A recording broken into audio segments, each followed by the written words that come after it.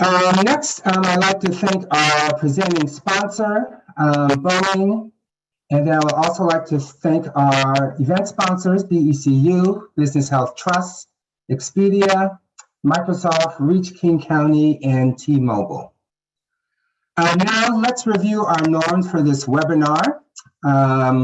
One, we acknowledge our own biases. Two, we will actively participate. Three, we will educate each other with care.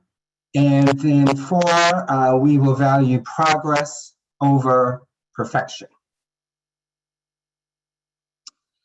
Finally, now let's me introduce our moderator, Julie Hetchko. From Midwest roots to climbing mountain summits in the Northwest, Julie found her professional calling in talent acquisition, where she is the early and career talent acquisition manager at Nordstrom. She has 10 years experience in recruiting, ranging from university settings, international relations, agency recruiting, and now in-house at Nordstrom. She focuses on relationship building with leadership, peers, and candidates to create a first-class recruiting program. Driven by candidates, she is working on constantly evolving and growing their programs in-house to create a talent funnel for successful succession planning driven by diversifying talent. Julie, you can unmute yourself and share your video. Thanks, Terrence. I think my video's on. Hopefully you can see me. I would love to introduce our wonderful panelists. First, we have Rubelin Chu. Rubelin is the co-founder of Access 2. She holds an MBA from Northwest University and a certificate of business consultation and development from the University of Washington Foster School of Business. Rubelin is a part of the Alumni Advisory Board and advisee in the entrepreneurship program at Northwest University and is also a mentor to local high school and college students in the local startup community. When she isn't working, she can be found in the gym, going on road trips, traveling, or with family and friends. Next, I would like to introduce Marcus Bryant. Marcus is the Chief People and Inclusion Officer at Fair Start, an award-winning, results-oriented executive, highly regarded for 15 years of founding and leading highly effective HR teams, establishing and leading diversity initiatives, implementing change management practices, innovating and cultivating employee experiences that attract, reward, and retain world-class talent. Marcus is a certified HR professional from the Society of Human Resource Management, a certified diversity executive, pursuing an MBA from Gardner-Webb University, and is the co-chair of the Seattle Metro Chambers Equity Committee. Now, let's start the conversation. All right, Rubelin and Amit, Marcus, are you ready to be on the hot seat? I think so. Okay, perfect. Rubelin, I'll throw this one to you. What's your definition of diversity, equity, and inclusion? Yeah, I mean, for me, being a Filipino woman in a owning her own business, I think the DEI lens, my definition is that, yes, it's an understanding of each individual's differences, but also embracing those uniqueness of people that may not look like me or have the same skin tone or anything, but being able to embrace all of that is big for me, especially in the equity piece, because I come from a immigrant family. My parents migrated here from the Philippines, and recognizing that we have different circumstances and we don't come from all walks of like same lives, livelihood and everything, being able to recognize that and embrace and acknowledge and figure out a way to, you know, even the level playing field is important to me. That's the equity part of that. And that's where the access came from, is that access to came from, is that like, hey, we're the minorities at one point, and figuring out a way where we can all be in the same level and have the same opportunities. And inclusion, being able to include everybody wherever they come from, wherever their stance is. It's important to be able to include everyone in different groups, and LGBTQ and the Black community and the BIPOC community is important. So that's where access comes from. Thank you so much, Rubelin, and also sharing about your own personal experiences. Marcus, I got to ask you the same question. What is your definition of diversity, equity, and inclusion? Yeah, thanks, Julie. And hello, everybody. So diversity, equity, and inclusion for me has been just one of those buzzwords that we've seen over the last year and a half. I think that it's just come up a lot, given important circumstances as relates to George Floyd and just consistent issues as relates to people of color over time. But it's not a new concept at all. And I think that it's important for us to consistently revisit just basic definitions. Diversity in and of itself just refers to all aspects of human difference, right? So that can range from, various social identities. It can range from, race, ethnicity, creed, any sort of background in religion, spirituality, variations in ability, veteran status, et cetera. So it really does encompass this idea that all aspects of our human difference are important and should be seen and recognized. Inclusion, as we look at it, and that's where the fun starts for many companies, is now I have a whole bunch of people who look different. How do I get them to participate and belong within that company? So inclusion in and of itself just refers to the extent in which all members of the community, taking into account all their differences and creating some sense of belonging, so they're able to participate and truly activate their full potential within that company. And one of the things I like to ask in terms of inclusion is, when you hire somebody, do you ask them to bring you only 50 to 70% of their being into the job, right? Most people would say absolutely not, right? But without inclusion, people are leaving a part of themselves at home, right? And so we want to make sure that we're creating a space that people can bring their full selves to work and able to occupy the space that they've been asked to occupy and bring their full selves to the project or process or company that they're working for. Last is equity.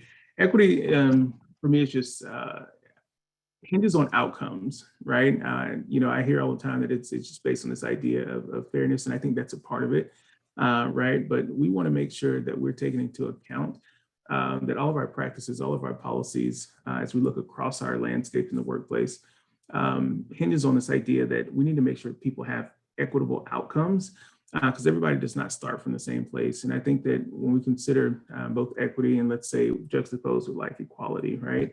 The reality is that equality implies that everyone has the same starting place, right? Whereas equity says, no, they don't, right? So some people may need more things than other folks when we consider equity. So we have to take just a complete and holistic look at the individual, what their history is, and also what their future state might be in the company, and build from there. But that may look different in terms of each individual employee. Thanks, Marcus. Yeah, I think both of you hit on so many critical topics. And like you said, Marcus, it's been definitely in the hot seat this last 18 months. People are calling it the second pandemic, right? The awakening. And, but you're right, it's definitely been around way longer than that. So thank you for sharing, each of you, your definitions. To everyone that's attending today, we will have time for Q&A. So if great questions start coming to mind as Marcus and Rubelin are chatting or addressing other topics, throw them in the chat and I will read through those as we continue on with our agenda. All right, Rubelin, let's start with the end. How does an organization know when it's truly ready to diversify its recruiting? Yeah, I'm going to come from my experience of that. Coming from small to working with big corporations, such as Lithia. Like Lithia was one dealership I have worked with. I think from the ground up, it does start from the set intentions and expectations of, hey, this is what my organization wants to look like, or this is how we want to have it look like, you know, not just specifically with white leaderships or just specific one race on the leadership, but how can we get different perspectives and buy-ins from other personalities, right? Because a person that may not even have a formal degree may have like the brightest idea in how to run a company and what is from A to Z, right? And so when I have spoken with my business partners, when we have started this organization and merged with another corporation, is that it's very important for us from the ground up to be able to set the intentions like, hey, you are two Black folks, I'm Filipino. Like, what is that coming from the outside lens? But that in itself is a powerful statement, right? I don't think that a company will feel like they are already like ready. It's kind of not like even the jerk reaction. I'll take that, the George Floyd incident that has opened up everyone's eyes, which hasn't been it hasn't been news. It's been there already. And if anything, same thing with the Asian hate crimes, right? That in itself, that with social media and cameras being like exposed there, it has given those things that have happened already in the past that still does happen now become more evident and more open because people are watching, people are aware, much so now. And to answer the question, I don't think a company, they should be ready. They should have been ready, like right from the beginning when they were starting that, right? I'll go back to my intention from the beginning, from a company building from ground up. The intentions of myself and my two business partners have always been focused in the communities that are underrepresented and that don't have the same resources that may have another colleagues of theirs or their classmates, you know. And that in itself ties in the DEI lens of like, yeah, let's bring these all together and how do we make it all even as everyone would like, because reality is we're not coming from a even level playing field, right?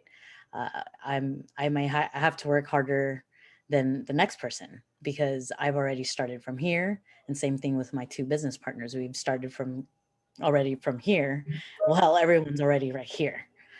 So that in itself, I think intentions and expectations from the get-go is big. Yeah, Rubelin, thank you so much for sharing your perspective and about how your organization just knew, right? Like from the start, that was a part of its core values and identity. I know not all organizations have that and are through, as you said, Rubelin, larger corporations, smaller corporations, everyone's on a different journey. So Rubelin, you talked about, you know, identifying when you're ready to go on that journey of diversifying and knowing how critical it is to recruit diverse talent. Marcus, I'd love to hear your thoughts now. An organization is deemed ready and it prioritizes people over processes. Can you explain a little bit what that means? Yeah, thanks. Yeah, when I hear that an organization is ready, I generally stop there because there's a lot to unpack in terms of organizational readiness before we ever get to the people. Yeah, I think we first have to just define what ready is. And I think in my interpretation of readiness, there are several structural things that have taken place within the organization. Number one, like there's executive commitment, right? So, you know, your senior leaders within the organization or those charged with the strategic direction of the organization, we know that they're fully committed, right, to the work. And they've been willing to start to set goals and priorities around the work. I know there's been some sort of assessment, right, where someone is going throughout the organization. They're having listening sessions with colleagues. They're looking at opportunities for data retrieval. They're combining these sort of qualitative and quantitative narratives and putting them together to see, what is the tapestry of this organization. They've done the work to create infrastructure. So they said, we want to build, a team, we want to give it budget, we want to provide resources. We're going to continue asking, what does it take to continue this framework over time, right? There needs to be training. There needs to be a measuring and evaluation framework. How do we know that we're being successful, right? How do we know that we're evolving and that we're integrating all the things that we want to integrate into this sort of ecosystem of DEI? So when I hear readiness, there's certain components to readiness that have to exist in order for an organization to even prioritize their people in a certain way. And I think where I see companies sort of falter in this work is they believe that getting ready is their program of DEI. And it's not, right? The readiness piece is your framework. It's the structure, it's the skeleton, it's where things live. Whereas programming is what allows you to facilitate your beliefs and values as a company, right? In a way that's replicable across the organization. So essentially programming is how we as an organization deliver on the promise that we've made to our staff. And so as we look at, people as the center of the organization, we want to make sure that the structure and the skeleton does not get in the way of how we're treating our staff and engaging our staff, right? And I want to make sure that as I'm engaging the work at Fair Start, that it's critically important to me that individuals are heard, they're seen, they're valued, they're included, they're welcomed, right? And that those things don't just stop, right? That those things continue, and those things that we want to see happen and manifest in the organization are consistently reinforced in the way that we continue our programming and continue to bring our staff along. So it's not enough, Julie, I would say, to just be ready as an organization or feel prepared to embark on this work. That initial step, that initial structure can take, a while for some companies, depending on their size. But we cannot confuse, our commitment to our staff that we've brought into the company with doing this structure thing, right? Those things have to go hand in hand, because you will leave people behind. They care nothing about your structure and how cute it is, right? They care about what their experience is when they show up. So both of those things have to be at play at any given time. Thank you so much, Marcus. So much of what you just said really resonated too, because, coming in the recruiting space myself, I'm really focused on attracting diverse talent, right? That's part of our core in organization. But if you don't have that foundation in place, what we've seen, and I've seen over and over again, is that retention piece of you might have been ready to attract, but your organization was not ready to keep and retain and truly allow those people that come from diverse backgrounds, socioeconomic ethnicities to really feel like they belong in the organization. So it definitely, you need both, right? The structure has to be there too. So Revelyn, thank you so much. And Julia, if you don't mind, I'd like to maybe make another comment that just came to mind. I think it's important for folks to hear. And that is considering DEI, I guess, across the employee cycle. We talk a lot about that in our organization, that we're taking the data points that we know exist and building on those data points, right? So, we look at, when people apply to our organization, what do those people look like, right? What is their orientation? What is their abilities, et cetera? How many of those individuals who do have difference, how many of those individuals do we actually hire? What is their likelihood of being promoted if they come into our organization? What is their likelihood to attain some sort of leadership position in the organization, right? So we look across the entire employee life cycle with this DEI. I don't want to say lens, because I don't think it's something that we put on top of something, but something that we see through. So I just want to make sure that's clarified, right? But it's something that we have to continue to pay attention to and be informed by in order to be successful, I think, in such a changing landscape and changing market. So just want to make sure that was added, Julie. Thank you. Yeah, thank you so much. That was really insightful of the whole process, right? It's not one without the other. I love that. Well, we have Ahmed here, and I want to introduce him as well. So he is the founder and principal of a digital and experiential growth agency responsible for bridging the gap between companies and the communities they serve. He also serves on the advisory board. Ahmed remains an active mentor in the startup ecosystems. When he isn't working, he can be found on a mountain, in a gym, or somewhere cheering on his alma mater, the UW Huskies. I think you'll, Ahmed, have a lot of fans on this call for that UW Huskies shout out there. So would love to throw you a question and put you in a hot seat. So we hear a lot about organizations needing to buy in. Marcus and Rubelin talked a little bit about that as, as they're thinking about the structure, but what exactly do organizations need to buy into? Can you shed some additional clarity on what that buy-in means? Yeah, I think I would be doing the potential answer to this a disservice by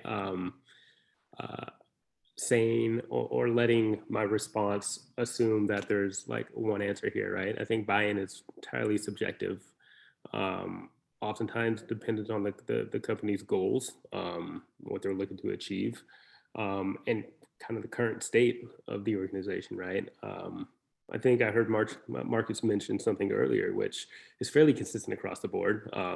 But does leadership believe in this to a point where it's actually made a priority, right? I think what buy-in does look like across the board is transformational change, right?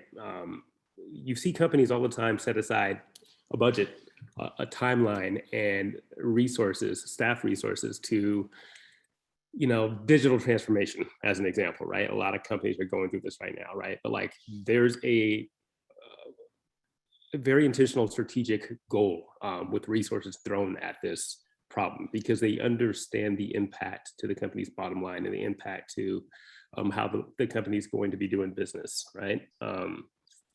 The same applies for diversity, equity, inclusion.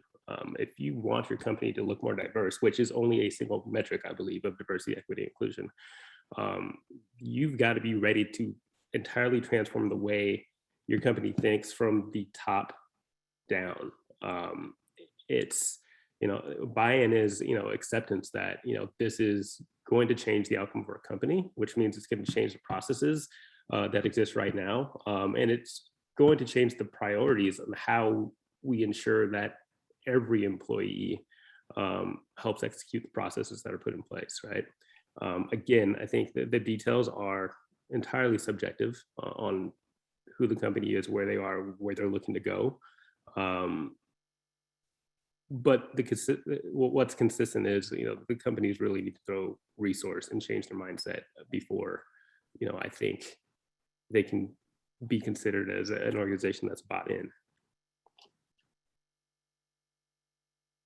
Yeah, thank you so much for that. And I think the size of the organization, there's just so many impacts to that loaded question that I threw your way. So thank you for answering that. Rubelin, and I'd love to start with you, and then Ahmed, feel free to jump in at any time. In your experience working with clients, how does tokenism show up in recruiting? And then the side question for either of you is, how can tokenism be avoided? Ooh, okay. Tokenism. Okay. I know a lot of companies are now scratching for diverse talent, and we've turned down a few clients actually, and fired a few just because of what we've seen and how there are some values that uphold with my organization that all three of us really agree upon, is that not just singling out one specific race just to be like, oh, hey, we got this Black person in this specific position, right? And we've seen that. And that we've learned, obviously it's a trial and error, not a trial and error, but it's like lessons as we learn as an organization, as we are expanding. Working with that and having those uncomfortable and direct conversations with clients. It's not fun, but it's really, really needed. Just so, full transparency, having these conversations with clients have been heated, but there's also an understanding of a human understanding that, hey, like, you treat me with respect, I will treat you with respect, right? That's the big thing, is that you may not like our organization, but at the end of the day, it's like, it's respect is what we would like, and how it has been showing up is that, yes, they're asking for X, Y, and Z specifically, but that in itself, I mean, I think it comes into the play of discrimination, right? You can't outright say like, hey, I'm looking for this, but you really can't say that because it's like you're now excluding everyone else unconsciously. So that in itself, we're very doing our due diligence and having the transparent conversation upfront before we even do any of our searches or start working, and consulting comes in play with that as well. But showing that that's how it has been showing up really recently is that the diverse blanket part of it. But once we start uncovering the layers, there's more to what that diverse pipeline is, what they're seeking. So with that, like a short answer to how it can be avoided, I mean, you really have to have that transparent conversation with the client, and really lay down the guidelines of how we do that. And I mentioned earlier, as our agency, yes, we work differently, just because the retention piece is important to us, as much as us getting the clients. So that kind of builds into the whole tokenism of trying to avoid that. Is that how do you retain this? Is this candidate really supported when we do bring them into your organization with that? So it's full on from A to Z. So Yeah. Ahmad, feel free. Ahmad, I'm gonna pause really quick because we had a great question that I feel is so relevant, that I want to throw your way first. Is some of our audience members don't actually know what that term tokenism means. So can we start with maybe defining what that is, and then I'd love for you to add some additional color to Rubelin's response. Yeah, I think my definition for tokenism would be, I guess, an application of a label to somebody who fits into a very particular spot for whatever need in any particular place, right? So oftentimes, I walk into, or if I have a friend group who are all white and I'm the black person there, I could be looked at as the token black friend, right? As somebody who's established himself or has been established to make things appear a different way, right? Which is, I think very, we see this happen in companies or sometimes at like universities and colleges, right? Where oftentimes people of color will deal with the stigma of others looking at them as if they're there because they're a person of color solely, right? And not there due to merits necessarily, right? So this is an issue that a lot of people of color experience in the workplace, right? As they're hired into a culture that is not ethnically diverse whatsoever, they feel like a lot of people might be looking at me as if I'm a token hire, especially right now, right? Where diversity, equity, and inclusion is a popular conversation. Which is why I think this is a really important question or discussion topic, right? Like, how do we avoid this? This is not something, as you're responsible for helping your company become more diverse, you don't want to, and you will probably have a lot of trouble retaining diverse talent if you assume that your diversity numbers change, therefore your company is more diverse, right? I think we really need to look at DEI as a policy, not a checklist. And I think that's what a lot of companies do, right? They look at percentages and say, we've got, 5% of our employees are people of color, we need to change. Well, clearly that number is not representative of the communities you serve or the communities that, your offices are in.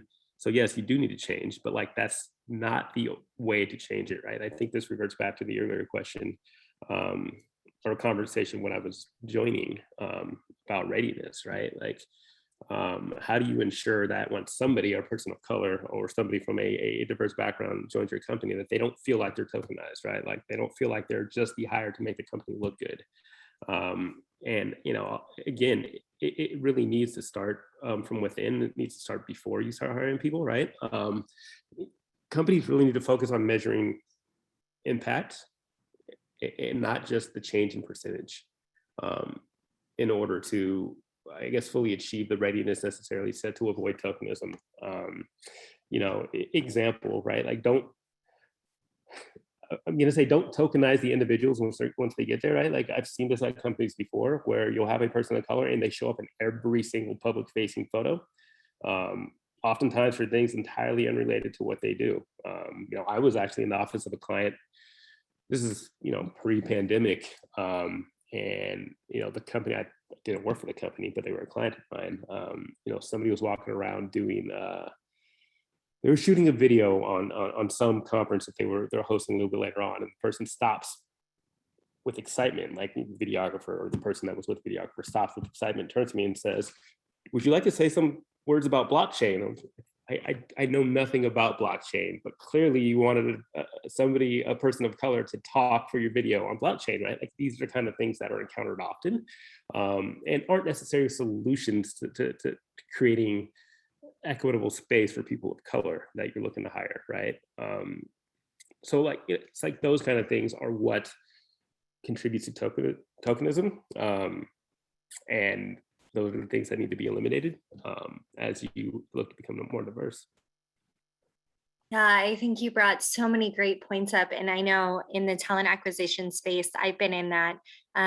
This question really resonates with me personally, just about how it shows up in recruiting, because you want to be authentic to the brand, right? And have representation, but also if your journey is that you aren't super represented, you need to be authentic and own that too. And so, you know, something that we've been doing really heavily in some of our hire days or diversity conferences that we've been attending is our allies that support those groups are just as critical, right? So putting the pressure on others to realize that it's an organization goal and it can't just be, you know, X employee or Y employee that have this identity. It truly needs to be all of us. And if you don't have those point of views, this kind of goes back to, you know, the structure. And when an organization's ready to know if it's ready to get to that point, is you need to start eliminating some of those people that don't have those same beliefs, because it's going to poison the culture then as you're bringing more people in. So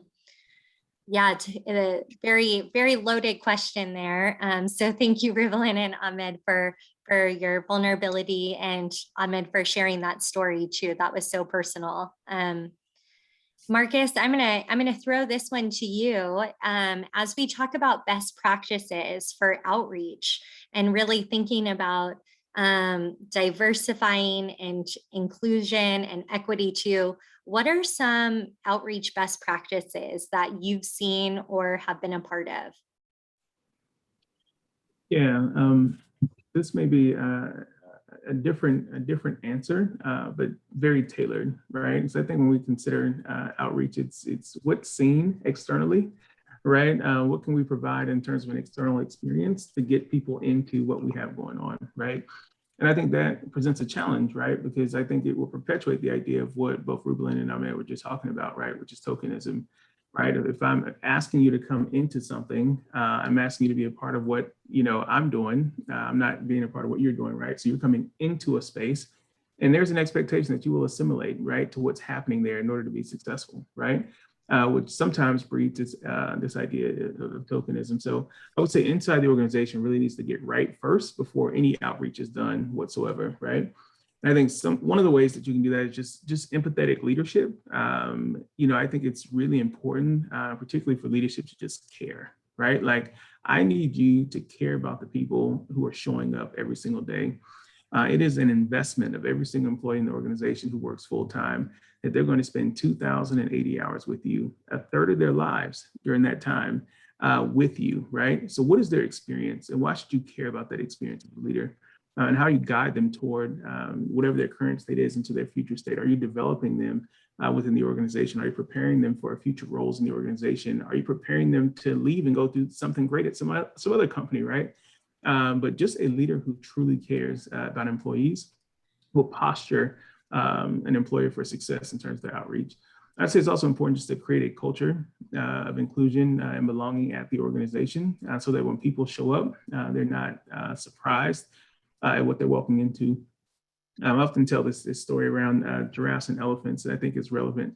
And that is that giraffes, right? Let's say they show up to your workplace, right? And you've built this entire workplace around giraffes, right? So when they pull up, in the parking lot and they try to come through your door, it's a frame door that's nice and tall and skinny, very fit for a giraffe. They try to sit down, right? They sit down in a very tall stool, perhaps, right? They try to have a conversation. All those conversations happen up here, right? All those things are true when you've created an organization, right? It takes on a persona, right? But what happens when an elephant shows up, right? The elephant can't even make it through that very tall and skinny door, right? An elephant may talk at this level and not at this level, right? An elephant may break the seat that they built, right? That's for a giraffe, right? And I give that that sort of fable, if you will. I pull that from Building a House on Diversity. But the reality is that that's what happens all the time in companies, right? Like we're so lax and lackadaisical and, about what happens when somebody shows up into the organization, right? We're just hiring a skill set. We're just hiring a talent and we're going to expect them to come in and do whatever it is they need to do. But in order for that person to be successful, they're going to have to be consistent with how you've rewarded, talent in the past, how you promoted talent in the past, if they want to be successful there, right? Which brings me to our next point, and that is, your culture in the organization. You have to look at not only culture fit, which you hear so much about across the talent landscape, right? Culture fit, culture fit, culture fit. The reality is that culture add is just as important as culture fit, right? Now, what is a person bringing into the organization that will change us, right? The reality is I don't need somebody to come in and tell me what I'm doing is great. I need somebody to come in and challenge me with their perspective that they gain on the outside so that I can be more successful, right, on the inside. And I think that's incredibly important for us to have unison, not uniformity, right? We can all be singing, right? But I want to sing my own tune, right? I want to sing to my, whatever else, but I want it to sound good, right? At the outcome. Last, and I've already touched on this, is that we have to focus on people and not numbers, right? Like people. We have to center people at the equation. I don't care if you got to, at meetings, just have, a random seat left open. We've heard a lot of people do that at different companies around. I don't care what you have to do, but consider your employees at all times, right? You be your employees' best advocate whenever they show up. I think that's going to help create an environment then that you can start doing some outreach, right? Because outreach is not the hard part. The hard part is making sure that you have an employer brand that says, hey, this is a company that you actually want to work for, right? A helpful outreach strategy is not just, the cute billboard or the fancy website, right? It is how can outside people see themselves as employees inside your organization? It is your people in the organization truly believing in the vision of the organization. Our vision at Fair Start is that every individual has an opportunity to thrive in a just and equitable world, right? Imagine that for a vision statement, by the way, with equitable and justice is built into the mission vision statement, right? But I get the responsibility and opportunity to steward that narrative across the organization, but people want to be there. They want to be there to thrive and fulfill our mission in the organization. So I would say all the outside stuff that we think about when we consider outreach is great, and I don't think they're wrong or bad, right? But what tends to happen that makes them bad is they're inconsistent with the experiences when that employee actually shows up. So let's do the part on the inside first so that our outreach strategies can actually be effective. Thank you so much, Marcus. Definitely have some goosebumps after some of these responses. But yeah, the empathy, some of the words that you just said resonate so strongly. Human capital is your number one, your biggest currency at an organization. And I think your answer definitely, you need to build from within before you go externally. And that like really talks about, building that structure. If we go back to your house analogy in that regard of the giraffe and elephant from the inside out. So thank you so much for sharing that. Would love to hear, we have a couple of questions in the chat. So I'm going to start directing them and we can kind of just toss them to multiple individuals. So get ready because I'm coming to either of you for the hot seat next. But Amy asked a really great question on DEI certifications. Marcus, you talked about like in the last year and a half, whoa, a spotlight has been shown on DEI, how organizations, address that in the organization. And so people are feeling the pressure, right, on some of those certifications and their advancement of their education. Ahmed, I'm going to take this to you, and then we'll kind of pass around and popcorn it, but would love to hear your perspective on DEI certifications. And Sharon would like us to define what DEI is before we dive into that. Great. Do you want me to lead or did you want Ahmed? Oh, I threw it to Ahmed. Sorry, I was a little confusing in that. Okay. So I threw it to Ahmed first, and then I'll bring it back to you and Rubelin. Are we talking about DEI, or are we going into DEI? Yeah, if DEI, just a brief, like the diversity, equity, inclusion is what that acronym stands for, Sharon. So the certificate is to really deepen your expertise in DEI. So Ahmed, let's just focus on the question of what is your perspective, or have you seen any DEI certifications that are of value that you would recommend, or hear more about your thoughts? So I have not personally gone through any DEI certification.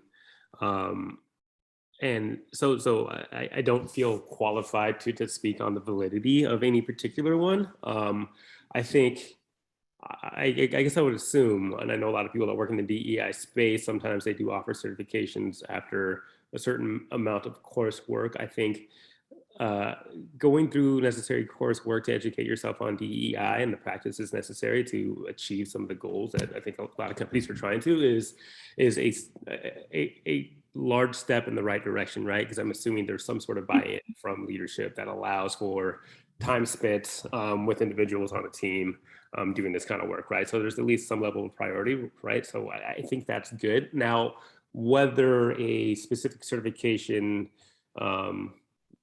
like creates more value for a company, I'm not necessarily sure, right? I do think the willingness to educate yourself from entry level to leadership on the necessity of DEI within the company is vitally important, right? So I encourage every company to do so. And if you're working with a DEI expert or looking to work with a DEI expert that offers certification, great. But if they don't offer certification, you're still heading in the right direction, right? So I don't want to discourage anybody because, I don't know that a certification is necessarily like necessary. I don't want to discourage any companies from taking those steps. But yeah, in my experience, the value is in the work and not necessarily like the destination there, right? Which would be the certification. Yeah, no, thank you so much, Ahmed, for that. And Marcus, I know that you have a certification specifically on DEI. So to kind of, counter what Ahmed said about doing a lot of that learning and self-driving and not being motivated necessarily by the end result, would love to hear about your journey in getting that certificate and, what some of those learnings were for you as a professional. Yeah, absolutely. And I really appreciated Ahmad's answer, but I also think there's maybe some counter to that as well.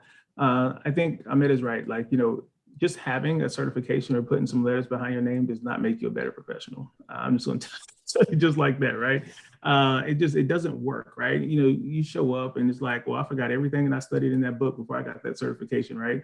So I'm just going to try to do the stuff that I need to do, right? And that's some people's experiences, right? And I think that it's important for those who are sort of captivated by the field of diversity, equity, and inclusion, do consider their professional growth within the area. I think there's a clear difference for many people that I know that have a certification in terms of their expertise in building into the organization. So whether that's, theories and models that you can use to apply in the organization, it could be, how do I take something from theory into practice? Right? How do I build infrastructure in the organization? How do I build organizational tools for measurement? And how do I captivate insights for future learning and future successes? Those things happen typically when you continue to refine your career And many of those avenues consist not only of traditional education, but also certification. So I think it's important for those who are truly serious about the work and want to spend their career with this, not only as a tack on to something that they're already doing, but truly align with the profession to consider some level of certification. I received my certification through the Society of Diversity. They have a sort of a subgroup, the Institute for Diversity Certification. And it has been an incredible experience for me. One of the things that they make you do is a significant project, right? Where it says, I want you to build out an entire DEI framework and structure and program. And I want you to give it to us and we'll let you know if you are ready for your certification. And that's on top of your testing, right? So, I mean, they play zero games when it comes to if you're prepared, right? But again, I think that it's important to have, but I don't think if you're not willing to apply what you have learned, that it's going to be helpful in any organization. Yeah. Thank you so much, Marcus. We have some additional questions. I think, something that I do when I do interview, we call it inclusive interview training where I'm working, is this is a lifelong journey, right? All of us have biases, all of us have learning to do, and it's going to change and evolve as our identities evolve. And so, your certification that you might get at this point in time might be different than what you need in 2 years from now. So just continuing that. And there's so many free resources. I want to make sure if you don't have the funds to get that certificate, there's a lot of really great free resources online to do allyship training or unconscious bias training. So check those out too if funding is complicated for you and your company. Jill threw us a pretty great question that's loaded. So I'll let the panelists decide who wants to answer this. Could the panel share some tactics for creating and filling a diverse recruiting pipeline?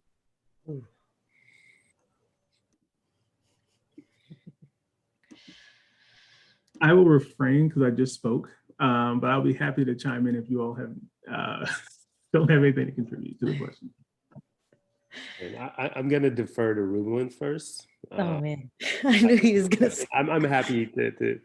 Well, I mean, because when I see that question, there's really no right answer to that or any specific tactic or anything. If that, how do I say? My personal network may be different than either Julie's or Marcus or Lay or Terrence or Ahmad's. Therefore, I think tactics like that, being able to go where no one is willing to go, like not just the LinkedIn's or not just specific groups or anything, but I think having your boots on the ground where, like hidden talent is, I think, is one tactic. You want to be intentional and be with the community. That's for me, that's what I've seen has worked. Not specifically 1, 2, 3, 4, 5 steps or whatever it is like laid out here. It's going to places where the untapped talents are, because sometimes a person that, like I mentioned earlier, a person that may not look good on paper is your ultimate person to fulfill this position. I'm trying to figure wording wise, like, right. I'm trying to refrain from using the word rock star or your superstar, because that in itself is also a bias in itself. But I think really going where your intentions are and your purpose of wanting to uplift people and having them get to point A to point B, boots on the ground is a huge thing. That has worked for me, and my intentions have always been relational. So having relationships with either candidates or your colleagues or your leadership is very important where you're going from. If you're wanting to come from here and going to there and trying to attract talent to your organization, is being really intentional with what you're trying to do as an organization is is the answer that I'm coming with there. Ahmad, I know your experience is also different from your tactic of as well. And as we all talk as an organization, it's different. But one thing is for sure is going really into communities that may not be seen or heard of is what really makes it work. Yeah, Rube, you said a lot that I really agree with. And my perspective isn't really a lot different than what yours is. You know, I will say that if a company has a diversity issue right now, it's likely that there's no simple solution to find diverse talent, right? Like it's really about, alluding to what you were saying, Rublin, of meeting people where they are, right? And, you know, again, if your company has an issue with diversity, clearly you're not establishing the communities where you're meeting people where they are, right? The expectation is that they're coming to you and they're not coming to you, and there's a reason why, right? And that's probably a bit of where you should start digging, like why aren't people seeking out, or why aren't people from diverse communities or diverse backgrounds seeking employment with you, right? Because qualified people of color, qualified people from diverse communities exist. Right? Like it's exhausting hearing companies say there's a pipeline issue, and there's really not, right? You know, the reality is, and you know, I'll oversimplify this, right? But like, if your company is, you know, and I'm going to generalize a little bit too. If your company's founded by, you know, 2 white males, chances are their next hire is going to be a white male. And if you don't get ahead of it, the next few hires will likely be white males, right? Because people tend to, you know, look for, you know, those that they want to work with within their own networks, within their own circles. And oftentimes our circles are comprised of those who look like us, right? So, you know, if you get yourself in that situation, you might be a company that has an issue with, you know, diversity that needs to change, and you've acknowledged that it needs to change, and you're trying to figure out how to do so. You know, my best recommendations would be to say that, like, there's not a roadmap there for you right now, right? Like, you're not going to be able to establish yourself inside of a community quickly to be able to identify with those that you know, maybe don't look like the employees that you have at your company right now, and then hope that they, you know, have, you know, the trust that they need to work with your company over any other company that might be looking for diverse talent, right? You know, the reality is you might need to work with an outside organization, right, that has already established relationships with those that you're looking to hire. You know, it's again, it's about meeting people where they are, right? Like a lot of my work is around helping companies identify the communities that they want to serve, or they want to place products in front of, or they want to hire. You know, I've been able to do that because, you know, before I got into marketing, before I got into being a strategic advisor, I guess I considered a community builder, right?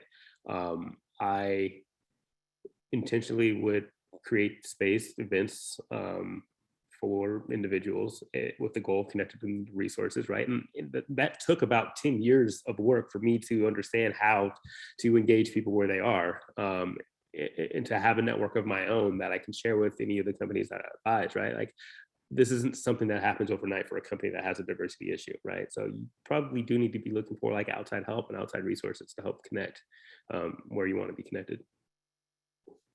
Thanks, Ahmed. Definitely agree that it's more than one person can do. And if any of you are in talent acquisition specifically, it's not just the recruiter's job for, you know, to have diversity and create that slate. It is a company initiative, and that partnership with the business, like Ahmed and Rubelin were saying, where you're tapping your networks. And if you don't know how to do that, that kind of goes back to the beginning is the organization ready, right, to really utilize that and have that knowledge. Marcus, I know this is right up your alley with some of your expertise and knowledge. Would love to hear from you as we kind of close out our panel. And Rubelin was going to answer an anonymous question in the chat too, just by the way. So she'll get to you directly through type. Thanks, Marcus. Take it away. Yeah, fantastic. Thank you so much, Julie. what's a webinar if you're not challenged, right? So I'm gonna step on some toes, and that's fine. Everybody take out your cell phone. Wherever you are, take it out, pull it out if it's in front of you, wherever it is, pull it out your pocket, whatever. I want you to look at your call log, and I want you to assess who you've talked to for more than 5 minutes. And I want you to tell me, do they look like you, talk like you, vote like you, et cetera, right? But at minimum, do they look like you, right? And typically when I do that, right, what happens is we realize just how homogenous we are in our perspective and in our identity, right? Like most times those individuals look like us. It's not a diverse representative, right? And what I hear companies talk about all the time is that, we just can't as a company attract, diverse talent. As a company, we're just not postured to do whatever else, right? The reality is that it's not the company who has the issue, it's you who has the issue, right? Companies are people, right? And I think sometimes we scapegoat the idea of company because we don't want to do the real work, right? And until your cell phone call log changes, your dinner table changes, right? Like you're not going to attract people into the organization that you want to attract, right? This is a personal growth opportunity for many individuals. And if people are unwilling, those of us who are talented as minorities or those in the BIPOC community, we're not coming, right? And so I think it's important for us to recognize that whereas, companies have this idea of attracting talent and building talent and doing the outreach and doing the stuff, right? The reality is that we have to connect as a people first.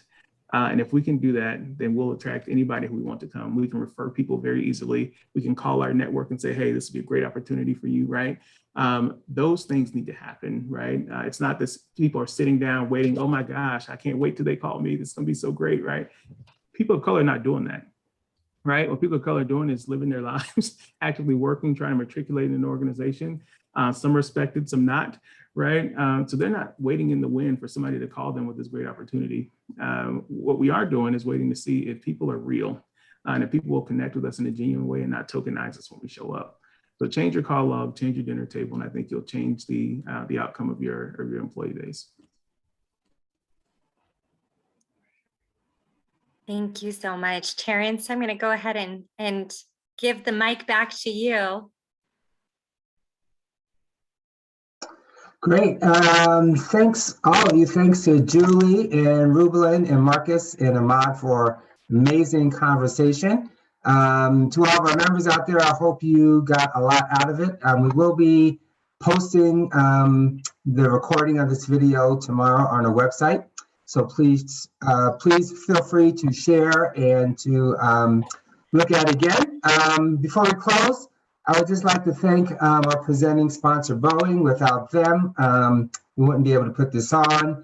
And also I'd like to thank our event sponsors, BECU, Business Health Trust, Expedia, Microsoft, Reach King County, and T-Mobile. Have a great rest of the week, and we will see all of you soon. Take care. Bye-bye.